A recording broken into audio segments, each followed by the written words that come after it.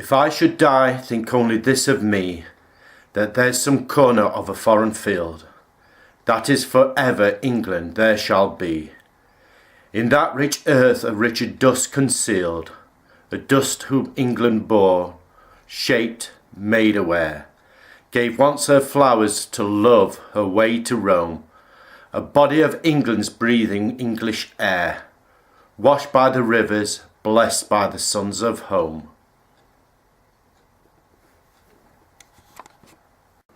Lieutenant Colonel N.B. Elliot Cooper, Royal Fusiliers. Corporal G. Jarrett, Royal Fusiliers. Sergeant S.G. Peirce, Royal Fusiliers.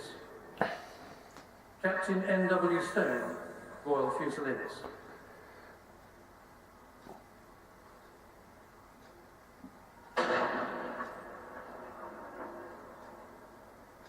Private A.W. Button, Royal Fusiliers. Private E.E. Clark, Royal Fusiliers. Private W. Cornborough, Royal Fusiliers. Private J. Forder, London Regiment, Royal Fusiliers. Private C. H. Johnson, London Regiment, Royal Fusiliers. Private R. T. Kent, Royal Fusiliers.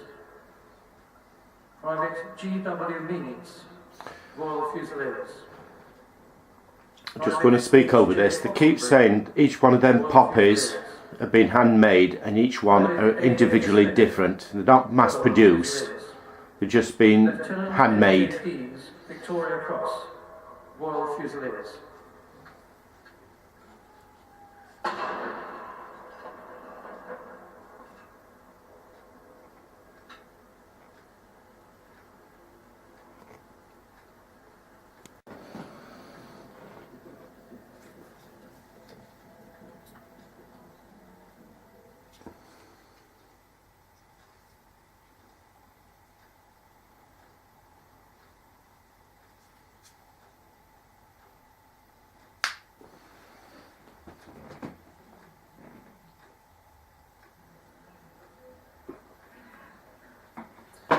Today marks Armistice Day, the moment in 1918 when 4 years of bloodletting on the Western Front and beyond came to an end, the 11th hour, the 11th day of the 11th month.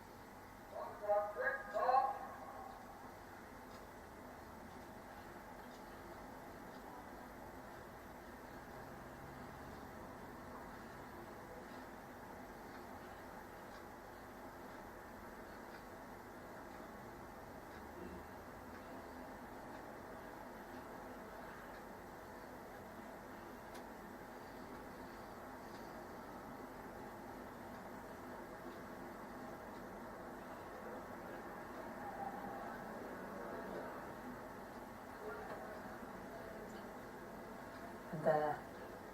Tributes being paid across the UK to the millions of British servicemen and women who died in conflict since the start of the First World War 100 years ago today. At the 11th hour of the 11th day of the 11th month, the 2-minute silence marked, especially this year, marking First World War, one of the deadliest conflicts in history.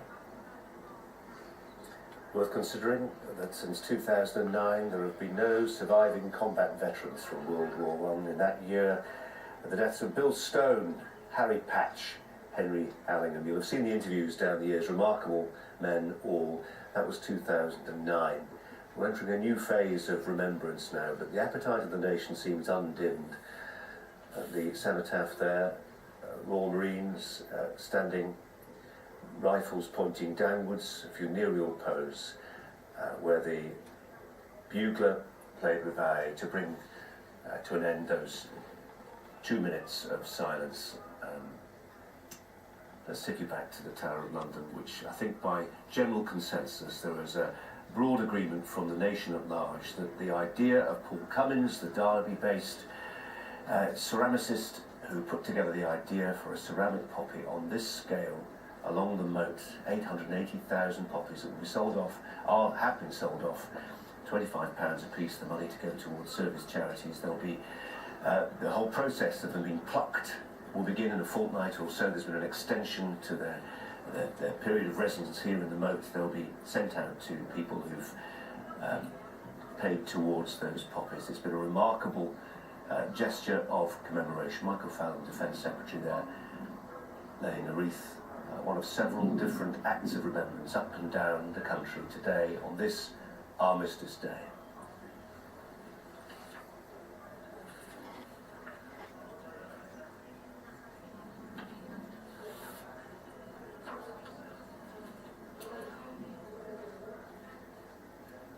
And here, of course, is the cenotaph, point of assembly on Remembrance Sunday, the permanent memorial to those victims of the First and Second World War.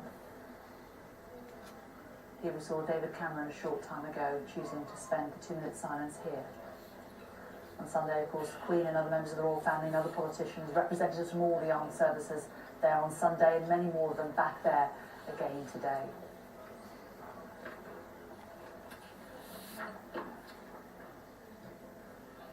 The National Memorial Arboretum, the year-round centre of remembrance, where they honour the fallen and recognise their service, suffering and sacrifice, specifically there to remember the 16,000 men and women who died on duty or as a result of terrorism in the forces since 1948.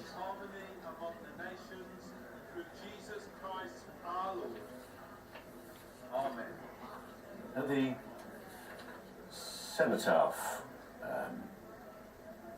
shortly we'll hear the piper we'll see indeed the piper walking around the cenotaph and the guard of honour sloping arms as he passes. And the bugler then playing Sunset. This marks the end of the ceremony. That's some 10 minutes away from now. The guard of honour there will present arms as the piper plays.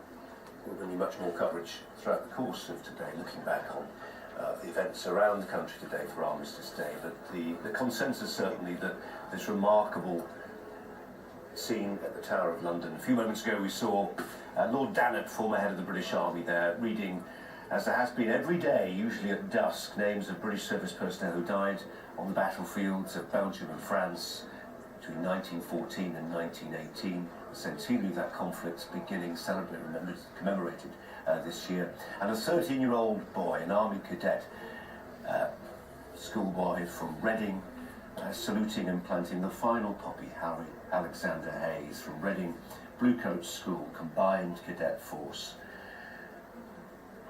More from the Tower of London in a short while.